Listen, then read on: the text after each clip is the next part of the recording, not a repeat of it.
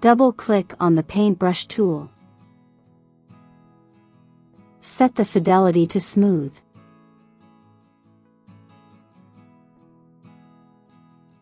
Select No Color for the fill. And pick a stroke color.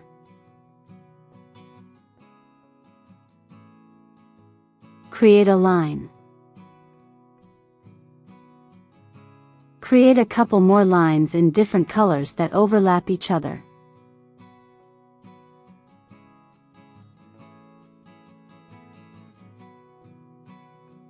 Use the selection tool to select all the lines.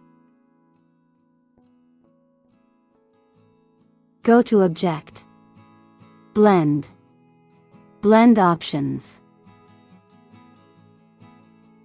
Select Specified Steps. I use an amount of 20 for now.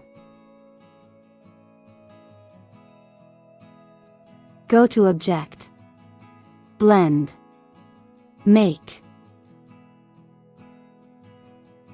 If you want, you can use the Blend tool to change the amount.